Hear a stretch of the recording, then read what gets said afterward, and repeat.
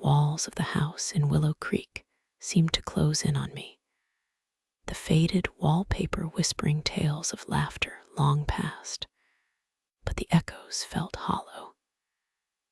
Day after day, I was trapped beneath the weight of my father's favoritism, a shadow in a world that only celebrated my older brother.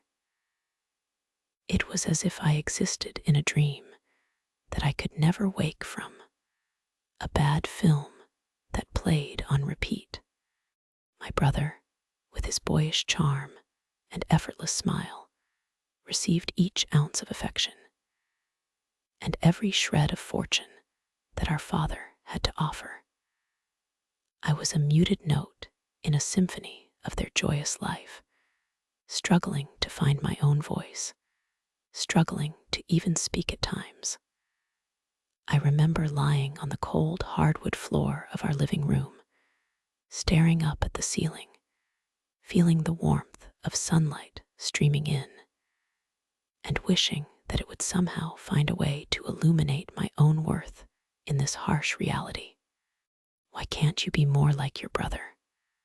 My father's voice broke the silence, sharp and unforgiving, just as it often did.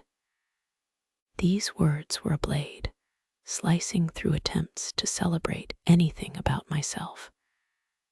I would hear the laughter spilling into the hallway whenever my brother won an achievement, whether it was a science fair trophy or a basketball game. I sat quietly, my hands knotted in my lap, feeling small and invisible. My father would clap his hands, pride oozing from him as though it were part of the very fabric of our family. Look at him. Just look at how well he does. I could still picture my brother tearing through those expensive birthday gifts, the colorful wrapping paper flying in the air like confetti as he squealed with delight. His face radiated pure happiness, while I blew out the birthday candles that flickered, illuminating my own shadow. I always wished that, just for one moment, the attention would swing back to me, that I could feel the warmth of pride washing over me, even just once. But all I got was a lopsided cake, a half-hearted chorus of happy birthday, and a gift that felt like little more than pity. A book I had already read, a token that signified nothing but my existence, my father's way of balancing the scales in his mind. As I reflect now, the whirlwind of emotions thickens, a tangle of grief and resentment that threatens to choke me. The news of my father's death arrived in a way that felt like the ground was pulled out from under me, like the floor had vanished, and I was free falling into some dark abyss. My body had gone numb, a strange kind of shock wrapping around me, keeping me in suspension, allowing every feeling to swirl and crash around my mind like turbulent waves. My brother, on the other hand, had barely flinched. He stood stoic and unyielding, as if he thought the world would bend to his, well, just like it always had. I can't believe it. He's really gone. My brother's voice had quaked only slightly, a tremor that was quickly swallowed up by what felt like an unnatural calm he exuded. I wanted to scream. Inside of me, a storm brewed, full of lightning and thunder. How was it possible for him to seem so unaffected, while I felt a tidal wave of emotions threaten to drown me? The day of the will reading was like walking through fog, my thoughts clouded and disjointed. The lawyer's office felt cold and remote, much like the relationship with the man who had vowed to protect me, but had made me feel small and insignificant instead. What's the point? He's been gone for weeks, and I had to pick up the pieces, I thought bitterly, glancing toward my brother. He had worn an air of confidence, and I was both infuriated and impressed. The deceased's assets will now be read, the lawyer intoned, his voice slicing through my thoughts. Let's get this over with, my brother replied, impatience creeping through the cracks of his polished exterior. The lawyer began detailing properties and bank accounts, and I could feel my heart pounding harder with each mention of my brother's name. $250,000 inheritance, the lawyer pronounced with a solemnity that made me flinch. My pulse quickened. It felt like time briefly stalled.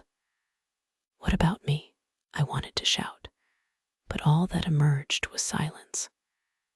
Your inheritance, Mia, is $20,000, the lawyer continued, the words tumbling out and echoing in my ears. I could only stare at the lawyer, my world collapsing with every syllable. $20,000, a mere scratch on the surface of what felt like a great betrayal. I struggled to breathe, my entire being seeming to cave in on itself. I was left with a sum that felt like a cruel joke, a token meant to wash away all my tears while my brother soaked up the true riches of our father's love. Seriously, my voice trembled, laced with incredulity. Is this some kind of mistake? No, Mia. This is the arrangement as laid out by your father. It was a choice he made, the lawyer said gently, eyes filled with pity. But pity was far more painful than anger could ever be. I could feel my palms sweating as I gripped the edge of the chair. Choice, my voice rose, filled with a hollowness. My father did not choose me. I was the one who got the charity fund at the back end of his favoritism. Is that it? Is that all I was to him? The room was thick with an unbearable tension, and my brother shifted uncomfortably, though I could see the smirk creeping its way onto his lips at my distress. Come on, Mia. You know Dad loved me best. You could always count on that, he replied, that ever-present arrogance sinking into every word. Best, I echoed, incredulity igniting the words. Was it love that kept me in the shadows, or did you choose to take what was mine? I could hear my own words harsher than I intended, each syllable a reflection of years bent under the weight of comparison. Stop acting like a child, he said, rolling his eyes dismissively. You never had to work for anything anyway. You just don't understand how the world works. I had to earn Dad's respect. You think that money is everything. A bitter laugh escaped me. Respect? You mean the currency of favoritism. What did you ever have to earn except the title of the favorite? The lawyer cleared his throat awkwardly, but I couldn't care less. Rage surged through me, every accusation I had harbored over the years bubbling to the surface. You've taken everything from me. You've drained my worth, and for what? So you could be the star of the show. Enough. The lawyer's voice cut through the air, a firm reminder that we were still in a place of business. Mia, the will is final. There's no more to discuss. I felt a heat rise within me, a combination of loss and betrayal pulsing through my veins. Sheer weight of my father's decision weighed on me, feeling like a chain wrapped around my chest. I needed to escape, to breathe, to run away from the suffocating reality that my father had left me so exposed. As we drove home, the silence was almost deafening. I stared out of the window, watching the trees blur together, their leaves dancing in a breeze that felt entirely foreign to me. Each time I glanced at my brother, he was lost in thought, likely counting the stacks of money that would soon flow in his direction. How had it come to this? Why had my father's love been a limited commodity? A voice inside me began to murmur, fueling a fire I never knew I had. With his passing, my father had given my brother a dubious inheritance of not just money, but the childhood I would never reclaim. But I would not let this dictate my future. I felt the flame within me flicker to life and blaze towards revenge. I would find a way to regain something from this cruel balance of affection, something my father had never given me. As we pulled up to the front of our home, with its cracked exterior bathed in the late afternoon sun, I realized that feeling of dread would transform. I stood at the precipice of a decision I never thought I could make. From the ashes of this deep betrayal, a plan started forming. I would take this injustice and turn it into the very fuel that would ignite my rise. The bitterness coursing through me would not drown me, but would strengthen me. Little did my brother know, the game of favoritism was far from over, and I was ready to play in the weeks following the will reading. I felt the burden of injustice grow heavier. My heart pounded with every tick of the clock, the sound echoing in the empty chambers of my modest apartment. The sparse furniture was a constant reminder of my stifling finances, each empty space a metaphor for my heartbreak. Outside my window, my brother glided down the street in his sleek new Porsche, the engine purring like a contented cat. I could almost hear his laughter, mingled with the revving of the engine as he sped through the neighborhood, leaving a trail of envy in his wake. I clenched my fists, feeling the raw edges of my nails bite into my palms, and looked down at my worn-out shoes. They had seen better days, just as I had seen better times before my father's passing. I barely scraped by while my brother danced through life, lavished in the spoils of our father's fortune, flaunting his extravagant lifestyle. Each day became a surreal test of patience as I watched him parade around town, carelessly flaunting what he believed to be his birthright. He pulled into the cafe with that arrogant grin plastered on his face, chatting up friends, sipping overpriced lattes, and basking in the attention. Meanwhile, I stayed in the shadows, sipping my sad brew from a chipped mug that had more chips than glaze, focusing on my mounting debts. With every interaction I observed, that unquenchable rage brewed like a tempest in my chest. How could he be so blind to the pain he inflicted? I had begun to dig into his financial affairs. The thought had flitted across my mind at first, like a smoldering ember, but quickly ignited into an obsession. Every evening, I'd sit at my battered kitchen table, sifting through piles of old paperwork my father had left behind. My fingers felt numb as I thumbed through tax returns and investment statements, meticulously searching for a crack, a chink in the armor my brother had built around himself. Hours passed, the dim light of the desk lamp casting long shadows across the room, but I couldn't summon the courage to stop. Just one more document, I thought, as my poor eyes strained against the glare of the papers beneath the flickering light. The deeper I dove, the more lies and deceit I unearthed. A thrill crept along my spine like a cold breeze as I stumbled upon an unusual transfer. Wait, what's this? I muttered to myself, squinting at the figures sprawled across the page. $500,000 to a private resort. No way. My heart raced as the realization sunk deep. My brother had been misusing our late father's investments to fund his lavish whims. I felt my stomach drop as if I had fallen from a tall building, the air rushing out of my lungs. The details painted him not just as an indifferent brother, but as a thief. The flickering streetlights outside my window caught my eye as I watched the Porsche glide past once again.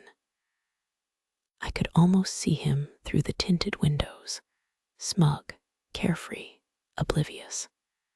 I tried to imagine his face crumpling in disbelief, the shock washing over him when I presented the evidence of his betrayal.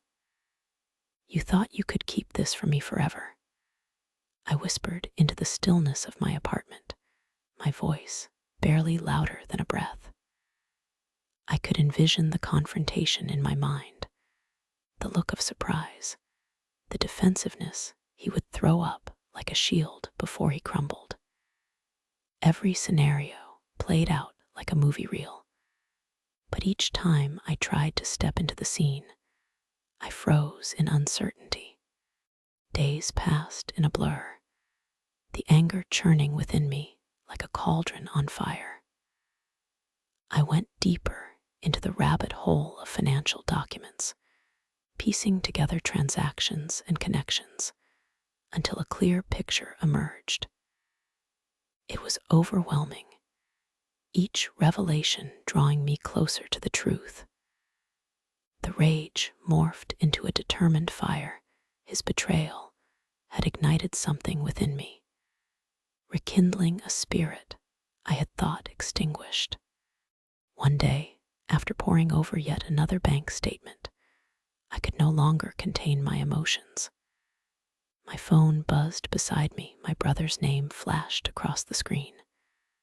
My heart raced. I hesitated before answering. What do you want? I snapped, immediately regretting the harshness of my tone, his voice layered with feigned cheerfulness.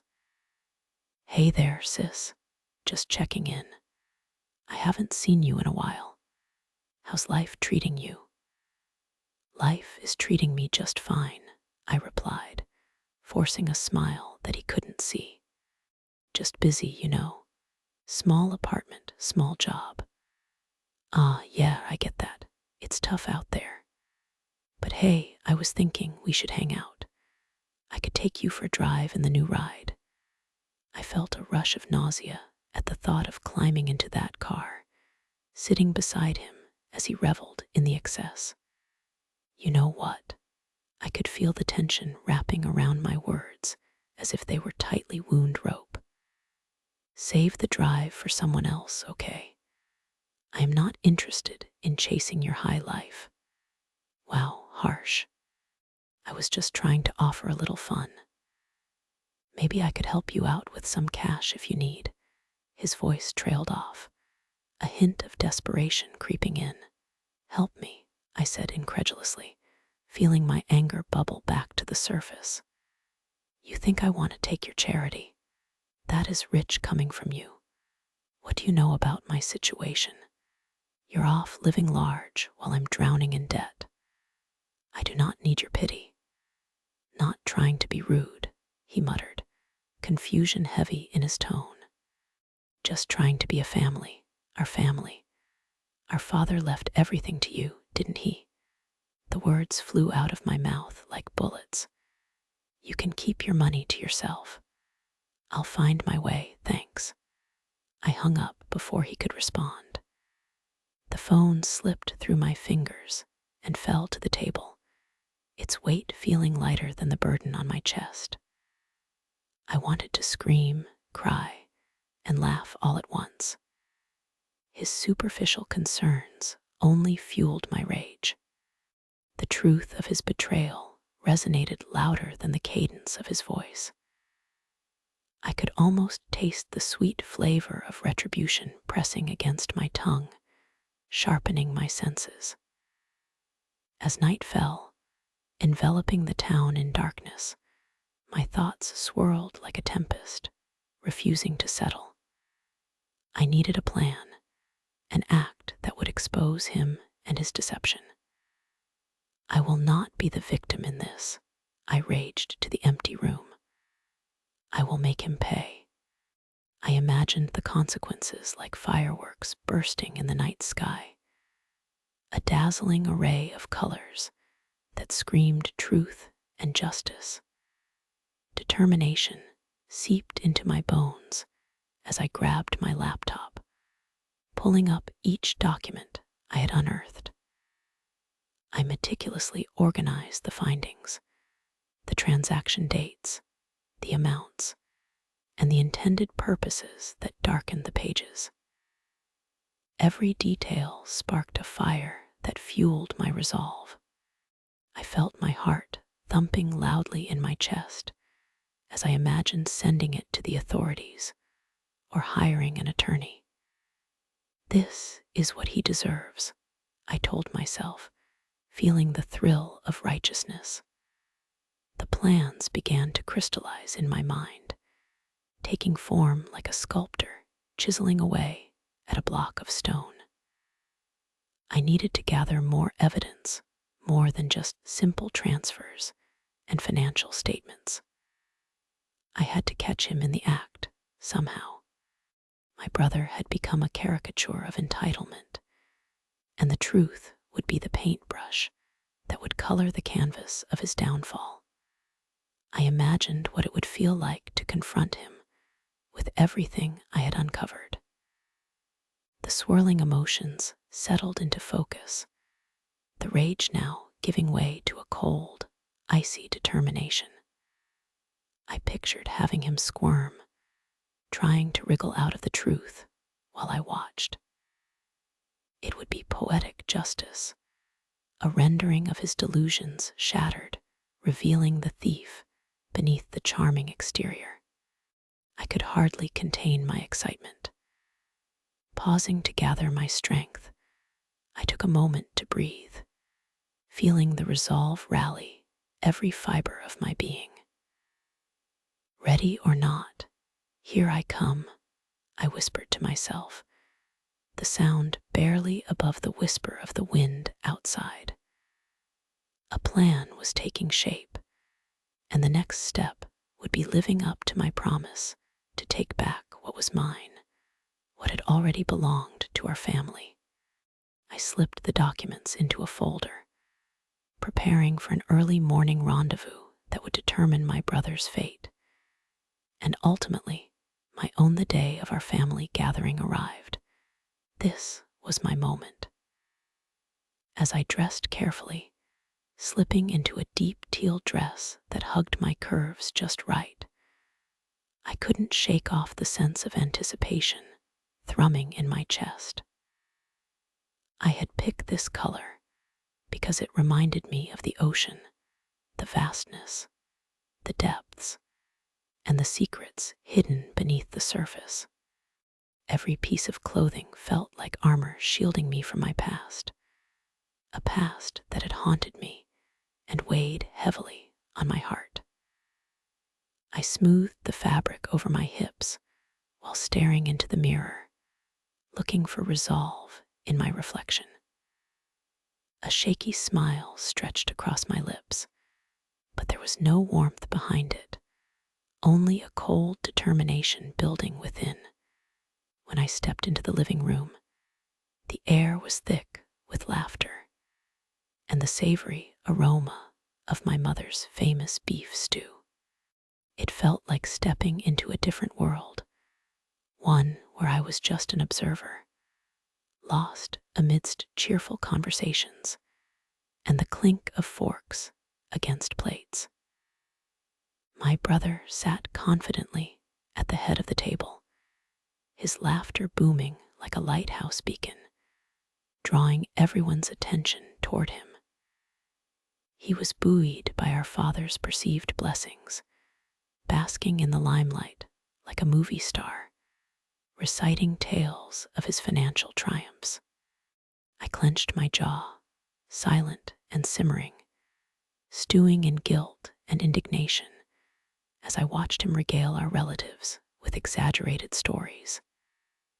"And so," he said, his grin wide, "after I closed that big deal last month, I decided to treat myself. I bought a yacht. Can you believe it? A yacht." His voice rose, punctuated by enthusiastic applause from our aunts and uncles who fawned over him, fascinated by the luxurious image he painted. I didn't have to look at my mother to know her eyes sparkled with pride. How could she not see the truth behind his facade? The truth that I had painstakingly gathered over the months. The evidence whispered to me like a shadow just beyond the edge of my consciousness. Couldn't she grasp that he had exploited our father's legacy to fill his own pockets? The swirling emotions within me churned, and as I tried to breathe through the tightness in my chest, I felt the anger flare uncontrollably. It was like a match struck in a dry forest, igniting the kindling of my suppressed rage. "Enough," I burst out, my voice trembling as I felt all eyes turn toward me. The laughter fell silent. The festive atmosphere swirling around us came to an abrupt halt. The eyes of family members darted between us, expressions ranging from surprise to curious intrigue. My brother's smug smile faltered, and confusion quickly morphed into anger as he realized I was no longer content with just standing on the sidelines. "You think you can just sit there and bask in the glory of your lies? What are you talking about?" he shot back, his tone sharp, his face paling. "This is supposed to be a celebration." "This isn't a celebration," I said, my heart racing. "This is a facade. You stand there, boasting about your yacht, while you exploit our father's legacy. Do you think we all don't know?" My voice shook, but underneath that tremor lay fierce conviction. "What nonsense are you spewing?" he replied, an edge creeping into his voice. "I've worked hard for everything I have." "Hard work," I exclaimed, passion surging within me. "You call this hard work, taking everything Dad built and stripping it for profit? You are bleeding our family dry." The room felt electric with tension. My hands quivered, poised with the financial documents I had printed and hidden away, the evidence of his treachery. I took a deep breath, determination coursing through me as I stepped closer. "I have proof of your deceit. Proof. Are you ready to face it?" My mother's shocked expression reflected my apprehension and resolve as I reached into my purse and pulled out the documents. The crinkling paper felt foreign, my fingers shaky as I thrust them towards him. "Look, here are the numbers, here are the documents. You think you're so clever taking advantage of everyone's trust, but you're not. You're just a coward hiding behind wealth." Gasps echoed around the room, rising up like an overwhelmed tide. My relatives shifted uneasily, no longer sure of what to believe. I felt the heat washing over me, the weight of their attention no longer a burden, but a catalyst. The silence resonated as if the words hung in the air, shaping the moment into something monumental. I met my brother's wide, shocked eyes, and for a moment, I thought I could see cracks in his facade. "Shut up, Mia," he growled, but I could see confusion swirling within him. a mixture of annoyance and fear. No, I stood firm, my voice stronger now. I will not let you continue lying to everyone. Do you know what it feels like to grow up in the shadow of someone who pretends our father's hard work was just a stepping stone for personal gain? You don't get to treat our family like your personal ATM. Those documents are nothing, he protested weakly, trying to shrink into his gilded persona. But I could see the growing agitation in his movements, the way his hands clenched into fists. They are everything, I replied, my heart thundering like drums in a war march. They show how you've siphoned money from family trusts, how you've hidden your so-called investments to line your own pockets, all while you play the part of a prodigal son. Are you really that ashamed of your own family? As the murmurs erupted around us, I saw my brother's anger shift into outright panic. His carefully maintained blog of achievements and accolades crumbled as if I was dismantling his very identity piece by piece. You're ruining this family gathering, he hissed through gritted teeth, his eyes darting wildly, casting him as a cornered animal. Why do you keep using that line?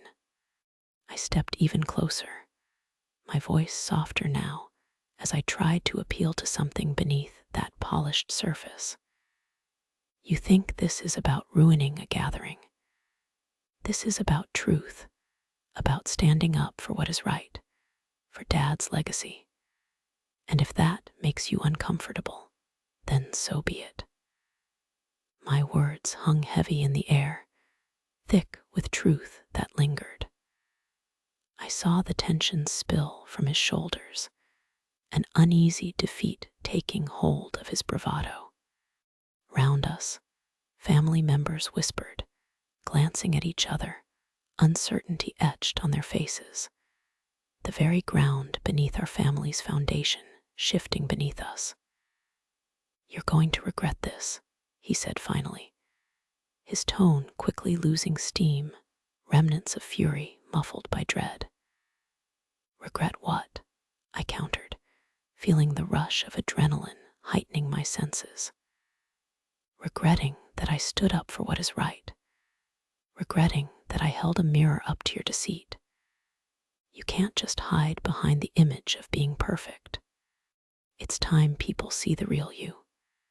Enough, our mother finally shouted, her voice cracking like a whip. This is not the time or place for this argument. Can't we just enjoy this family moment? Enjoy, I nearly laughed, the irony cutting through the tension like a knife. How can we enjoy this when truth is bartered for the sake of appearances? Mom, you need to listen to her, an uncle piped in, his voice low but firm, a surprising ally in the storm. This needs to be addressed. That man has been taking advantage of so many, and if anyone deserves to be exposed, it's him. Uncle, please don't, my brother pleaded, his voice trembling, exposed like a child caught in a lie. The power of my uncle's words gave me strength. I felt like an avalanche, a force of nature removing the obstacles in my path. The room was thick with tension. My brother shifted nervously and cast a glance at the assembled family like a king atop a crumbling monarchy. The mask he wore of charm and ease was slipping away, revealing the turmoil underneath. It prodded at a vulnerability he never wished to expose. Look, I said, my voice steadying, I love this family, and I want to be proud of where we come from. But if we allow this to go on, how can we ever honor Dad's memory? How can we build our future? Suddenly, I felt a rush of clarity, as if the words were spilling out of me, carrying along that sense of purpose that had eluded me for so long. My brother's eyes met mine, and in that fleeting moment, I thought he might finally understand. Mia, you're making a big mistake, he warned again, but uncertainty clung to his voice, and I grasped that it was the only card he had left to play. Or maybe, I replied, a hint of defiance threading my tone. The mistake was pretending that you were the only one deserving of our father's legacy. The silence felt sharper than before, raw and electrified. I stood there, heart racing, feeling like a lighthouse keeper refusing to let darkness swallow the shores. Preparations for a family gathering had been derailed, but the light had finally been illuminated. No longer a pacifist in the shadows, I had become the sword of honesty against a shield of deception, and the world I had accepted to be his now crumbled around us. This was not just a fracture in our family. It was the crack that could reveal the truth. And for the first time in my life, I felt as if I was truly standing up for myself, even if it would take time to heal. The air was thick with unspoken words, and a suffocating tension as I stood at the center of the room. An old family estate filled with whispered secrets, and a history that seemed to mirror the conflicting feelings swirling within me. My heart hammered against my chest, echoing the drum of my resolve, a resolve I had never felt before, not like this. Each face around me loomed with either confusion or expectancy, their reactions only fueling the fire burning deep in my core. I squeezed my hands into fists, feeling the cool smoothness of a ring I had worn for years, a memento of my father's love. My brother's features twisted in disbelief, a portrait of rage lined with an unmistakable hint of fear, and I could practically see the reckoning creeping in on him. I cannot believe you would go this far, he shouted, his voice rising, thick with indignation. The edge of his fury was palpable, sending a ripple of silence across the room, yet I stood my ground. Go this far? You mean demand what is rightfully mine? What should reflect Dad's true intentions? I shot back, my voice stronger than I had anticipated, echoing off the ornate walls. Your intentions are mixed. You are jealous. That's what this is about. He barked, a desperate attempt to twist the narrative back to me. While his accusations ricocheted off the walls, I could feel the collective tension enveloping the room. A palpable shift as eyes began to dart around, weighing my words against his. My relatives, who had long turned a blind eye to our father's favoritism, were finally starting to see the cracks in his facade. Our father did not treat us equally.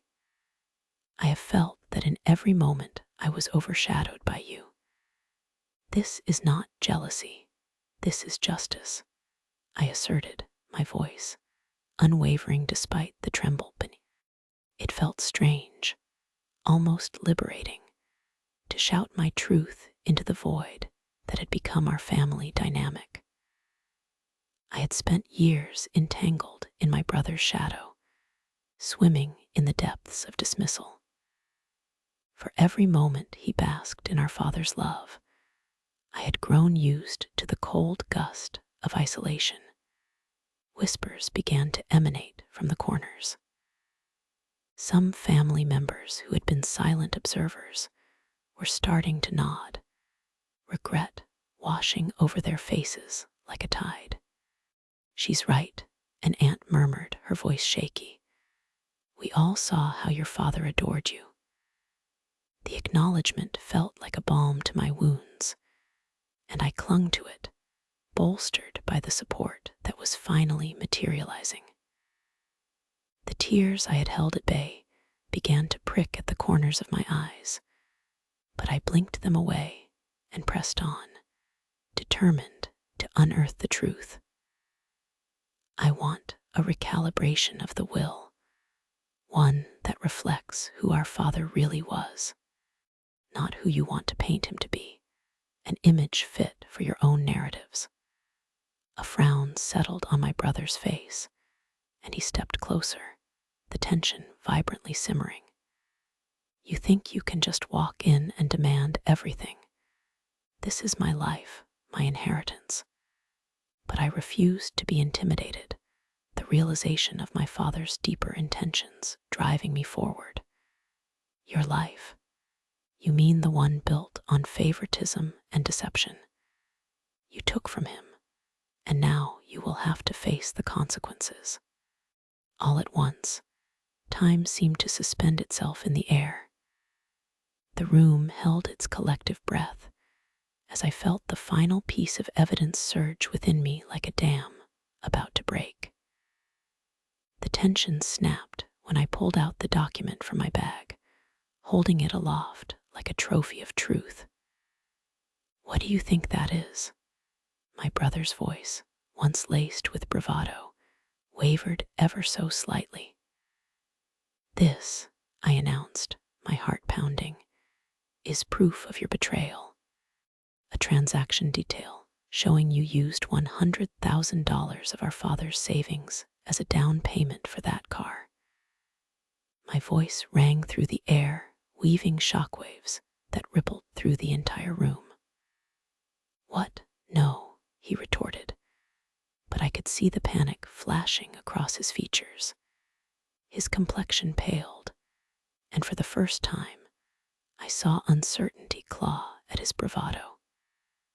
A family member gasped, and another whispered loudly enough for everyone to hear, I can't believe it. What about his savings for retirement? The unease grew palpable, chairs creaked as people shifted. It was almost intoxicating to witness the unity blossom around me, while my brother's bravado began to crumble claw by claw, like a sandcastle ravaged by the tide. This is not the time. You are twisting everything, he shouted, his voice cracking. No, I'm illuminating the truth, I replied evenly, my eyes locked onto his, challenging, unwavering. You have manipulated this family's love and attention for your benefit for too long, and I refuse to be a silent witness anymore. As realization washed over those gathered, murmurs transformed into a low chorus of disbelief, betrayal, and outrage. How could you? He deceived us all. He was supposed to be the one we could trust. For every gasp and each accusatory whisper, I sensed my brother's control slipping further. I could almost feel the fabric of his facade tearing apart, exposing the greed that lay hidden beneath. He bristled, fury in his eyes, but it faltered, and the regret and indignation washed over him like a storm. I love Dad, he yelled, the anger now mingled with desperation. You think you can just come in here and take from me? You're ruining everything. Everything, I echoed, finally finding the strength to assert myself further. What you've done to our family is ruinous. Your actions have consequences, and it is time everyone finally sees you for who you are. The room felt charged with energy, the intensity swallowing everything whole. I could feel the weight of every unspoken grievance bubbling beneath the surface. My heart raced, every beat echoing my triumph, as I saw more and more faces turning towards my brother with a newfound judgment. I will make sure everyone knows the real you, I declared, voice firm. The talented swindler feigning innocence, pretending to uphold our father's legacy, while casting shadows over those you claim to love. You're wrong. You're jealous. That's all this is, he countered, grasping for any remnant of control. But his words fell flat, drowned by the unfolding truth that seemed to envelop him tighter. Then, among the murmurings and the crackling tension, one voice rose above the chaos. He's right. We were blind. We should have seen this. It was my uncle, his voice trembling yet steady, revealing the guilt of experience. The weight of his words pressed upon the silence, the acknowledgement rippling like a wave, sweeping through others as one after another joined him.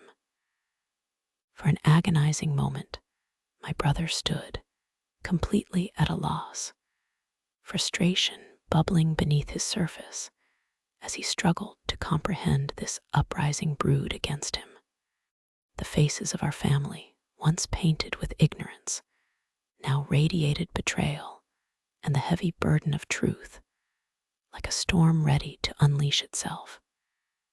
You thought you could do this without consequences, didn't you? I pressed, merciless in my demand for accountability. But we're here, aren't we? Face reality and face the fallout of your choices. His breathing quickened, confusion morphing into panic. This isn't over, he warned, his voice low and venomous. You'll regret this.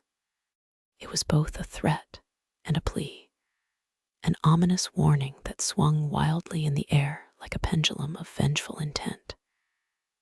It hung there, weighty and impatient.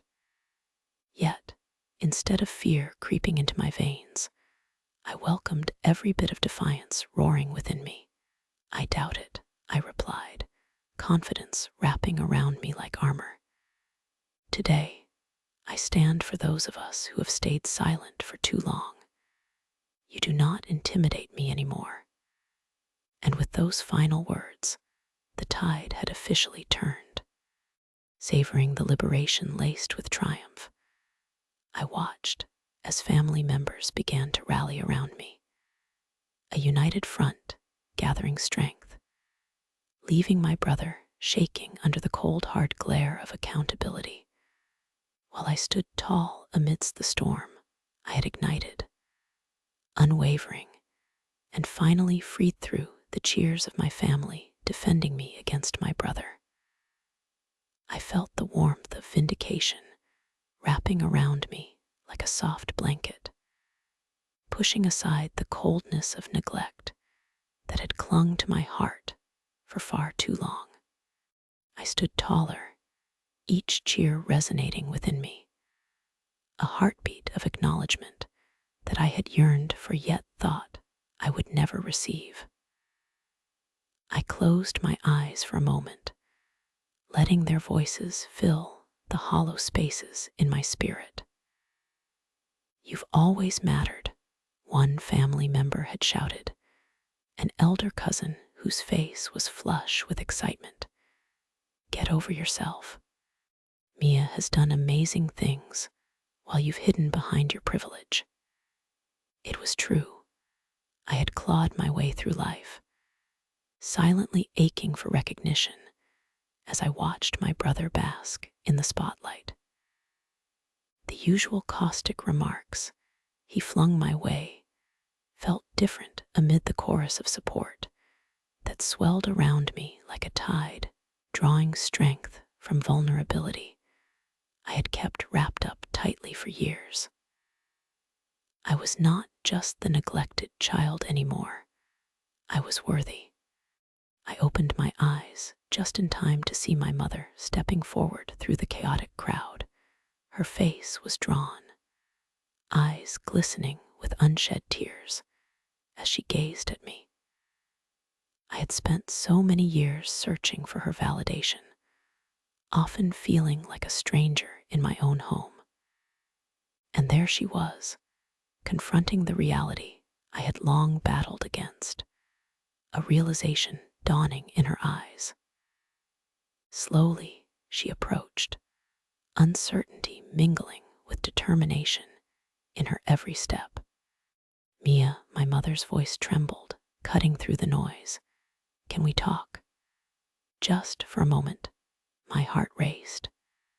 This was the moment I had worked toward without even knowing, the moment of truth where the scales of familial love teetered precariously.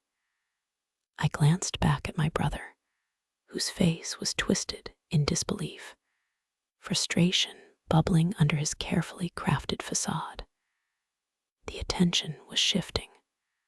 I could feel it like a charged electric current, and for once, I was the center of this chaotic universe.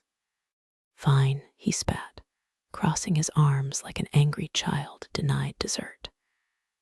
Do whatever you want, Mom. It's not going to change anything. His words were coated with bitterness, a stark reminder of how he had always been the golden child, just out of reach. I took a deep breath and followed my mother to a quieter side of the room where chatter softened and there was space to breathe. She reached out, shaking slightly, and pulled me into an embrace that seemed to soak away the years of pain and isolation. I melted into her warmth, feeling the salty tears soaking into my hair. It was a hug of empathy, a gentle washing away of old guilt and neglect. I'm so sorry, Mia. I didn't realize how much it affected you, she whispered against my ear, her voice cracking. There was so much pressure on me to keep everything together, and I thought I was helping you both. Helping us, I repeated, pulling back to look into her eyes. You favored him, Mom. You don't have to pretend anymore. Those years of watching your laughter fill the room when he walked in while I sat like a ghost hurt. Her face crumpled at my harsh words, but I saw a glimmer of understanding spark in her eyes. I never meant to, she choked out, and I could see her unraveling, the weight of my words pressing heavily upon her. But I see it now. I see you. As the world swirled around us, the chatter from the gathering became a mere hum in the background. I met her gaze with honesty that felt cleansing. It was like I was invisible. I studied hard, worked hard, but all you saw was his talent, his charm. I was drowning in shadows. My mother nodded, brushing her fingers against her temple, trying to ward off the shame I was inflicting on her, shame born from the truth. I thought I could protect you from disappointment by showering him with praise. But in doing that, I hurt you. You hurt me, I echoed, the words tasting bitter on my tongue, but they were real. And now I don't even want to fight for that affection anymore. I just want you to see me. In that fragile moment, something shifted between us, a bridge forming where there had been a chasm. What can I do, Mia? Tell me. I want to help. I need to make it right, she pleaded, her voice raw and earnest, resonating with desperation.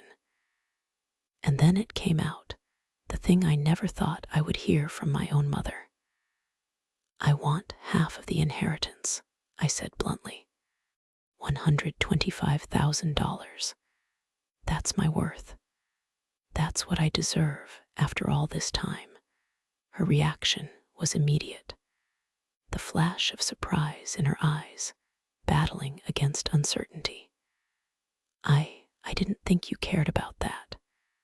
I let out a laugh that felt almost bitter. This isn't just about money, Mom. It's about acknowledgement. It's about healing. It's about finally standing on equal footing, not just being a second-class citizen in this family. The weight of my words settled in the space between us, thick and tangible. The favoritism has made me feel like I was never enough. But if you really see me, you'll understand how important this is. I want you to know you are enough, sweetheart, she said gently, her hands trembling as they held mine. How do I do this? What do I need to say to make you feel this way every day, not just tonight? Help me secure my half.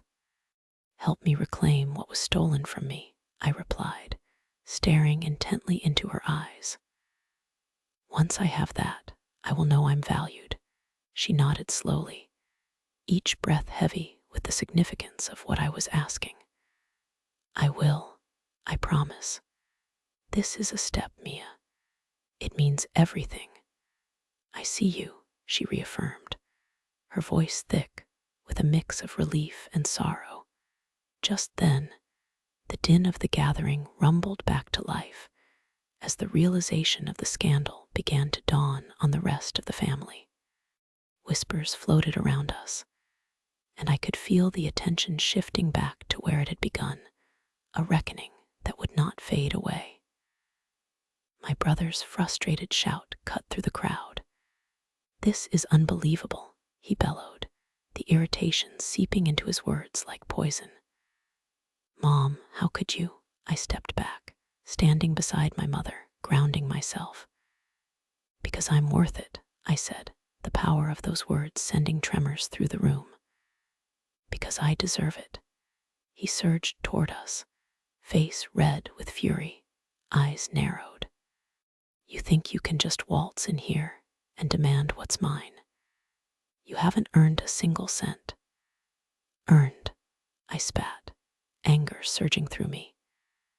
"You think money is the only measure of worth. For years, you've profited off your entitlement while my efforts faded into obscurity. I'm taking back my power."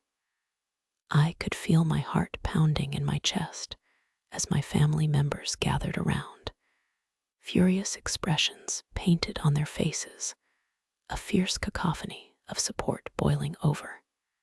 The chorus of voices escalated, returning fire against my brother's entitlement. "Let her be," shouted a cousin, fists clenching.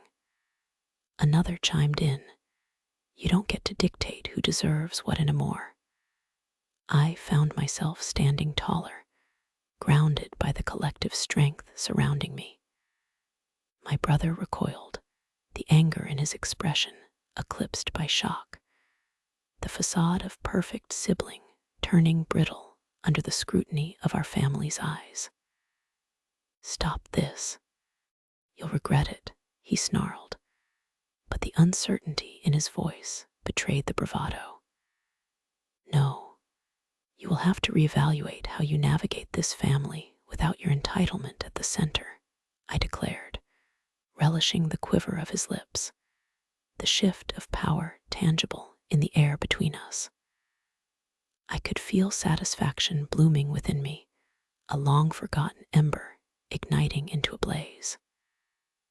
As I felt the dust settling from the storm I had unleashed, I realized I had taken back my narrative.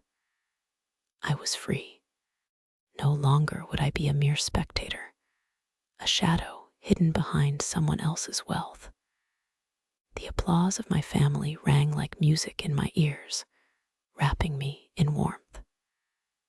My mother stood beside me, her expression one of fierce determination. I saw the unity forming among my family, a pact forged in solidarity, each member echoing sentiments of support. "This is just Mia's fight. It's ours too," a voice called out, and cheers erupted once more. I turned to my brother, who looked smaller, reduced to a mere child before a room full of adults. The equilibrium had shifted. "I am worthy," I said softly, my heart finally at peace. With a final look around the room, I felt like I could walk away, like I was finally stepping out of the shadows that had overshadowed my life. There, in the vibrant light spilling through the window, I finally belonged not just to a family, but to a future where my worth was acknowledged and cherished, where I was no longer invisible. As I exited the gathering, buoyed by the cheers and fresh hope. I could feel the weight of neglect lifting, replaced by validation that thrummed within me. I was no longer just the neglected child. I had achieved something monumental. I was, at last, recognized.